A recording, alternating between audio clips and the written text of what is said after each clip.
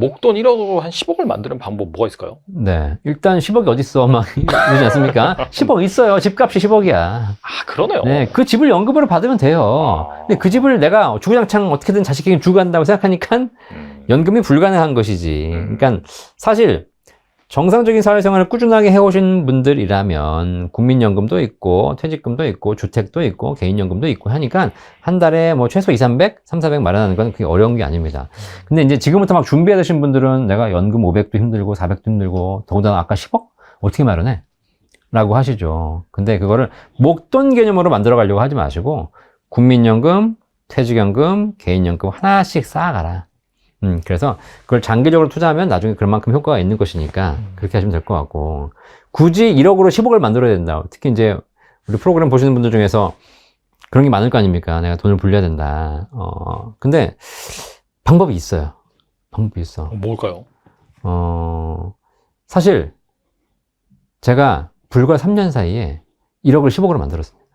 3년 사이에요? 네. 부동산 말고요? 네. 아, 진짜요? 네.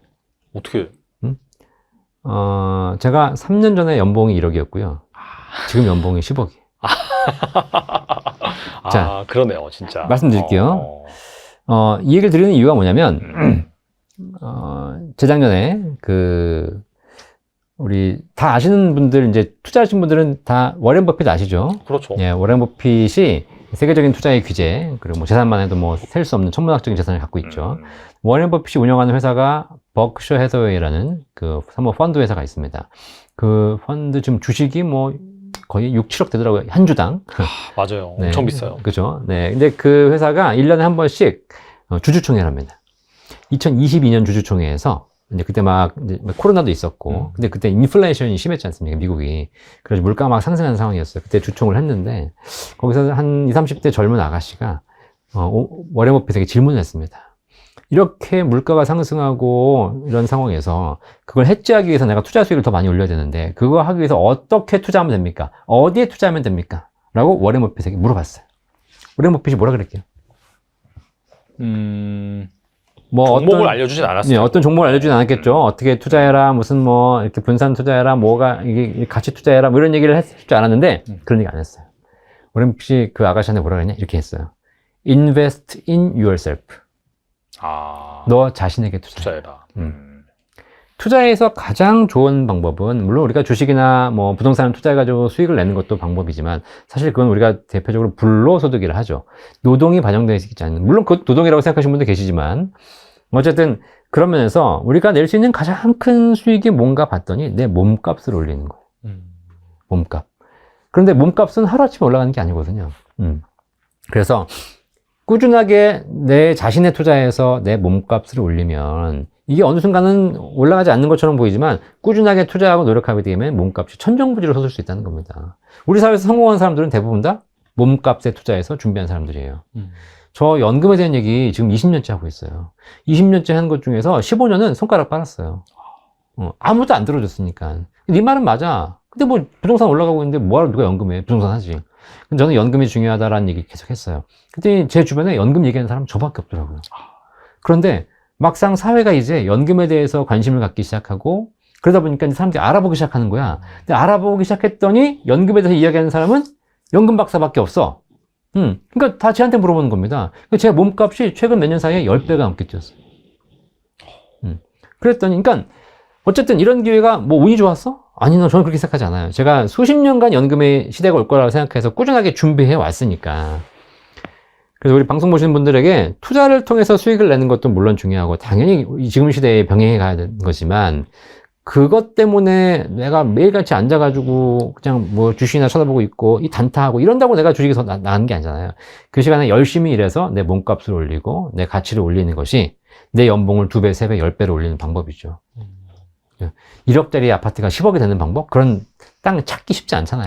그렇죠. 네, 뭐 주식도 마찬가지예요. 뭐 그런 유행을 탈 수 있겠지만, 뭐 보시면 아시겠지만 그런 유행을 따라서 우리가 간다 한들 결과적으로 다시 또 도로 아미타불 되는 것이고, 그 장에서 뭐 비트코인 가지고 수익을 낸 사람이 있겠죠. 근데 과연 얼마나 되겠냐는 거지. 그런 낮은 확률에 투자하는 것보다. 그리고 그런 기회는 한두 번 오는 게 그러니까 뭐 자주 오는 게 아니라 가끔 오는 거잖아요. 근데 내 몸값을 올렸더니 저는 이제 앞으로 은퇴 안 할 거예요. 평생 할 거예요. 네, 이거 죽는 그날까지. 그러면 제가 지금부터 계속 소득을 만들어낸다면 사실 뭐 평생 이렇게 안 벌어도 돼요. 근데 앞으로 20, 30년 동안 계속 하게 되면 사실 인생 걱정 없어요. 건강만 챙기면 돼요. 그런 차원에서 여러분들이 투자의 개념, 노후 준비를 좀 바라보시면서 제가 노후 준비를 할 때 항상 말씀드리는 게 뭐냐면 연금 준비하라 말씀드립니다. 근데 그것과 더불어서 평생 할 일도 준비하죠.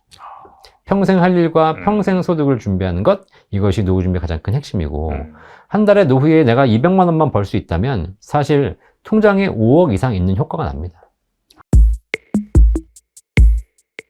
1억을 뭔가 이제 부동산 투자로 잘 하면은 10억 정도 만드는 거는 현실적이라고 생각이 되긴 하거든요. 네. 이런 분들을 위해서 좀 조언을 해주신다면 무엇이 있을까요? 일단 1억을 모은 것에 굉장히 박수를 쳐드리고 싶습니다. 1억 모으는 게 보통 일이 아니죠. 힘들죠. 그러면 얘를 부동산에 묻어야 되는데 어떤 방식으로 묻을 것인가는 돈을 언제 받을 것인가로 결정을 하시면 좋을 것 같아요. 그래서 가장 많은 분들이 하는 쉬운 일은 내가 거주하는 물건을 좀 좋은 입지에 있는 곳으로 가는 거죠. 그래서 뭐 내가 가진 돈이 1억이니까 대출을 뭐 80% 받는다고 치고 10억짜리 물건을 9억에 낙찰 받아서 나머지 80% 대출을 받고 그리고 이제 내가 그쪽으로 최대한 갈 수 있는 한 강남에 가까운 곳으로 이사를 하면서 이제 그 자리에서 기다리는 게 가장 흔한 방법이고요.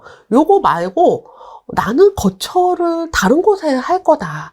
그래서 사실 이제 몸테크라고도 하는데 중요하죠. 네. 네, 굳이 뭐 좋은 곳에 내가 지금 살 필요가 없다. 나는 뭐 부모님 댁에 살던가 아니면은 뭐 좀 더 외곽에 살면서 자산으로 가지고 가겠다라고 하면 조금 더 쉽습니다. 그리고 여기에다가 이제 아예 월세로 세팅을 하시는 분들도 계시거든요. 그러려면 뭐 다가구나 아니면 원룸 건물 이런 것들 지금은 굉장히 많이 저렴합니다. 전세에 대해서 사람들이 굉장히 안 좋은 상황이잖아요, 지금. 그러다 보니까 이 물건이 이제 임대를 하기 위한 물건들인데 좀 어렵죠.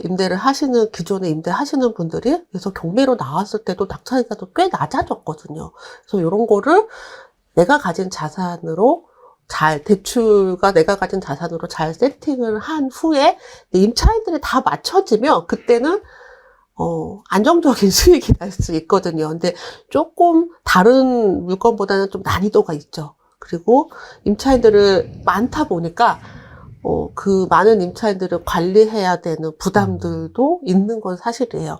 근데 그렇게 몇 개만 있으면 현금 흐름은 아마 걱정이 없으실 거예요. 1억을 가지고 10억을 만들고 싶다. 뭐 한다면 어떤 방법을 추천해 줄 수 있을까요? 저는 현금 1억이 있다면 예를 들어서 무주택자다 하면 저는 무조건 집 마련이라고 보거든요. 집은 이 올라가는 속도가 어느 것을 따라갈 수가 없더라고요. 제가 보니까. 그래서 그거를 조금 하나 마련을 해놓고 그리고 나서 저처럼 소자본 창업을 추천드려요. 저는 제가 3군데 하잖아요. 그 소자본 창업에서 월 400의 현금 흐름이 들어옵니다. 매월. 네. 그런데 무인이에요. 중요한 건. 그 소자본 창업 네네. 정부가. 네. 무인이라 제가 안 가도 돼요. 지금 이 시간에 저는 여기 나와 있잖아요. 네네. 제 무인 카페나 공간 임대나가 혼자 돌아가고 있어요. 네. 그러니까 저에게 돈을 벌어다 주죠. 그래서 이런 것들을 조금 만들어서 누구는 소자본 창업의 무인이 레드오션이다 뭐 이렇게 얘기하는데 저는 잘 찾으면 아직도 블루오션이라고 봅니다. 소자본은 월 1,000만 원 이내로도 할 수 있고요. 비싼 거는 5천만 원 이내까지 그 정도가 소자본 창업이라고 하죠. 그러니까 이제 뭔가 세팅하는 데 있어서 한 1,000만 원 정도면 충분하다. 네, 그런 것도 있어요.